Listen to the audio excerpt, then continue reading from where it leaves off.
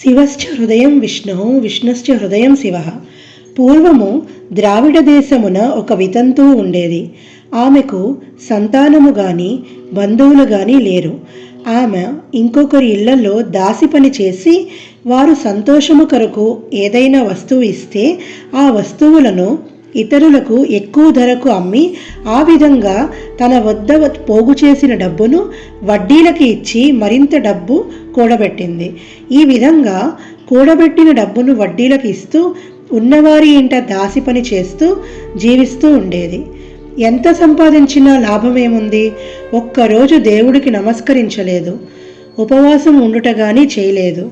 పూజలు చేసేవారిని, యాత్రలకు వెళ్ళేవారిని హేళన చేసి మాట్లాడేది. ఎవరికీ పిడికడు బియ్యము పెట్టక తాను తినక ధనము కూడబెట్టేది. ఒకనాడు ఒక బ్రాహ్మణుడు శ్రీరంగంకు బయలుదేరి దారి మధ్యలో ఈ స్త్రీ ఉన్న గ్రామమునకు వచ్చి ఆ రోజు అక్కడ మజిలీ చేసెను. ఆ గ్రామములో వారు మంచి చెడులను తెలుసుకొని ఈ పిసినారి స్త్రీ గురించి తెలుసుకొని ఆమె దగ్గరకు వెళ్ళి, అమ్మా, నేను కొన్ని మంచి మాటలు చెప్తాను, విను. మన శరీరము శాశ్వతము కాదు. ఏ క్షణములో మనకు మృత్యువు వస్తుందో తెలియదు. తల్లి, నీవు బాగా ఆలోచించు. అగ్నిని చూసి మిడత దానిని తిందామని దగ్గరకు వెళ్ళి భస్మమవుతుంది. అలాని మనిషి కూడా ఈ శరీరం శాశ్వతం అని నమ్మి చీకటిలో బతుకుతున్నాడు. ఇప్పటికైనా అన్యాయముగా నువ్వు కూడబెట్టిన ధనమును పేదలకు దానము చేసి పుణ్యమును సంపాదించు. ప్రతిరోజు భగవంతుణ్ణి ఆరాధించు. నీ పాప పరిహార్థం వచ్చే కార్తీక మాసమంతా తెల్లవారుజామున నదీ స్నానము చేసి దాన ధర్మములు చేసి బ్రాహ్మణులకు భోజనం పెట్టి వచ్చే జన్మలో నీవు పుణ్యస్త్రీగా సకల సౌభాగ్యములు పొందగలవు అని ఉపదేశించెను. ఆ వితంతువు బ్రాహ్మణుడు చెప్పిన మాటలు ఆలకించి మనస్సు మార్చుకొని కార్తీక మాస వ్రతము ఆచరిస్తుంది. చివరకు మోక్షము పొందుతుంది. 6వ రోజు పారాయణ సమాప్తము. హరహర మహాదేవ.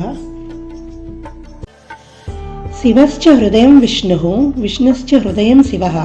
కార్తీక మాసములో శివకేశవ అర్చన విధులని వశిష్ఠ మహాముని జనక మహారాజుకి ఈ విధంగా చెప్పెను. కార్తీక మాసమున కమలములతో శ్రీహరిని పూజించిన వారి ఇంట లక్ష్మీదేవి కొలువై ఉంటుంది. ఈ మాసములో భక్తితో తులసీ దళములతో, జాజి, మందార పువ్వులతో శ్రీహరిని పూజిస్తే వారికి మరల జన్మ ఉండదు. కార్తీక మాసమున భక్తితో పండ్లను దానము చేస్తే పాపములు నశించును.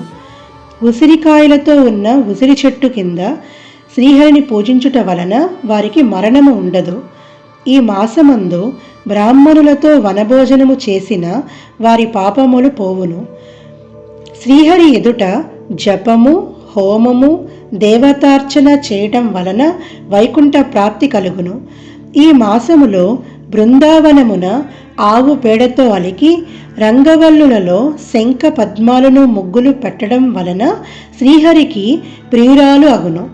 ఈ మాసములో శివునకు జిల్లేడు పువ్వులతో పూజించిన చివరకు మోక్షము పొందుతారు.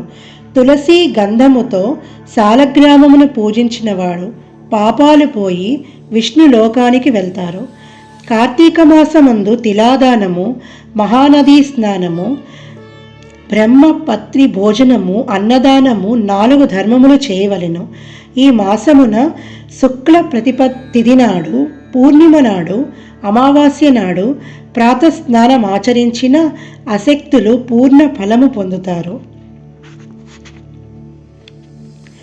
అందుకు కూడా శక్తి లేని వారు కార్తీక మాసమంతా 4 రోజులు కార్తీక మహత్యము వింటే స్నాన ఫలము కలిగి పాపములు నశిస్తాయి. 7వ రోజు పారాయణ సమాప్తము. హరహర మహాదేవ. శివశ్చ హృదయం విష్ణుః విష్ణుశ్చ హృదయం శివః. పూర్వము సత్యవ్రతుడు అనే బ్రాహ్మణుడు ఉండేవాడు. అతని భార్య హేమవతి. లేక ఒక మగబిడ్డకి జన్మనిచ్చారు. అజామీనుడని నామకరణం చేసి అతి గారాభంగా పెంచగా దానివల్ల అతను పెద్దలను దూషించుచు విద్యను అభ్యసించక బ్రాహ్మణ ధర్మములు పాటించకుండా ఉండెను. యవ్వనము రాగా యజ్ఞోపవీతం తెంచి మద్యం సేవించుచు ఒక ఎరుకుల జాతి స్త్రీతో సంబంధం పెట్టుకుని తల్లిదండ్రుల్ని మరచి ఆమెతో జీవనం సాగించాడు. ఆ జంట ఒకరోజు వేటకి వెళ్ళగా ప్రమాదపు సాతు ఆ స్త్రీ మరణిస్తుంది. అజామీలుడు దుఃఖానికి లోనై అక్కడే ఆమెను దహనం చేసి ఇంటికి వచ్చెను. ఆ ఎరుకుల స్త్రీకి అంతకు ముందే కుమార్తె ఉండెను.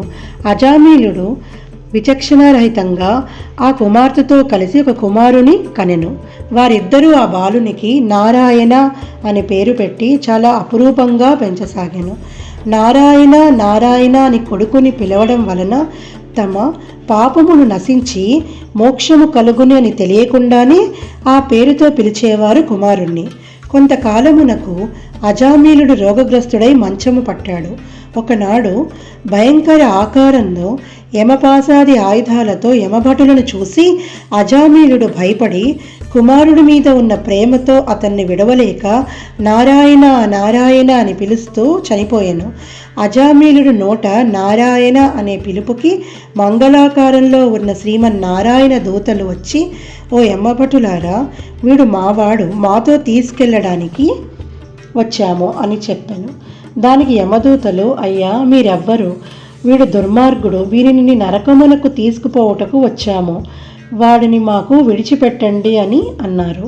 అప్పుడు విష్ణుదూతలు ఇట్లా చెప్ప కొనసాగిరి. 8వ రోజు పారాయణ సమాప్తము. హరహర మహాదేవ. శివశ్చ హృదయం విష్ణువు విష్ణుశ్చ హృదయం శివ. ఓ యమదూతలారా, మీ ప్రభువు యమధర్మరాజు ఎటువంటి పాపాత్ములను తీసుకురమ్మని మిమ్మల్ని పంపారు అని ప్రశ్నించిరి. దానికి యమభటులు, విష్ణుదూతలారా, మనిషి చివరి దశలో తమ పాపాలను బట్టి నరకమునకు తీసుకురమ్మని మా స్వామి మమ్మల్ని పంపారు. పాపులు ఎటువంటి వారు అనేది చెప్తాము వినుము. వేదశాస్త్రములు నిందించువారు, గోహత్య బ్రాహ్మణ హత్యాదులు చేసినవారు, పరస్త్రీలను కోరుకునేవారు, తల్లిదండ్రులను గురువులను తిట్టి హింసించువారు, జీవహింస చేయువారు, అధిక వడ్డీ వేసి జనాలను పీడించేవారు, శిశుహత్య చేయువారు, పరుల ఆస్తిని సొంతం చేసుకునేవారు, శరణని వేడుకున్నా వదలకుండా బాధించువారు, శుభకార్యాలకు అడ్డుపడేవారు పాపాత్ములు. అజామీలుడు బ్రాహ్మణుడై పుట్టి కులభ్రష్టుడై జీవహింసలు చేసి వావి వరుసలు లేక కామాంధుడై ఉన్న పాపాత్ముడు. మీరు ఇతన్ని విష్ణులోకమునకు ఎట్లా తీసుకుని వెళ్తారు అని అడగగా దానికి విష్ణుదూతలు ఇలా చెప్పిరి. ఓ యమదూతలారా, మీరు ఎంత అవివేకులు! మీకు ధర్మ సూక్ష్మములు తెలియవు. అవి ఏంటో మీకు చెప్తాము వినండి. మంచివారితో సహవాసం చేసేవారు, జప దాన ధర్మములు చేసేవారు, అన్నదానము, కన్యాదానము, గోదానము, సాలగ్రామ దానము చేసేవారు, శివకేశవులను పూజించేవారు, సదా హరినామ స్మరణ చేసేవారు, మరణ సమయంలో నారాయణ అని కానీ శ్రీహరి అని కానీ శివ అని శివుని కానీ తెలిసి తెలియక పలికినవాడు పుణ్యాత్ముడు. కాబట్టి అజామీలుడు ఎంతటి పాపాత్ముడైనా మరణం సమయంలో నారాయణ అని స్మరిస్తూ చనిపోయాను. అందుకు మేము అతన్ని వైకుంఠానికి తీసుకువెళ్ళడానికి వచ్చాము అని చెప్పాను. విష్ణుదూతలు యమదూతలు సంభాషణ విని ఆశ్చర్యంతో అజామీలుడు ఇలా పలుకుతాడు. ఓ విష్ణుదూతలారా, పుట్టిన దగ్గర నుండి శ్రీమన్నారాయణ పూజ కానీ ధర్మములు కానీ నేను చేయలేదు. తల్లిదండ్రుల్ని దూషించాను. పరస్త్రీల వ్యామోహంలో పడి వారిని పట్టించుకోలేదు. నా కుమారుని మీద ప్రేమతో నారాయణ అని పలికిన మాత్రాన్ని నన్ను నరక బాధల నుంచి రక్షించి వైకుంఠమునకు తీసుకుని వెళ్తున్నారు. ఆహా, నేను ఎంత అదృష్టవంతుణ్ణి!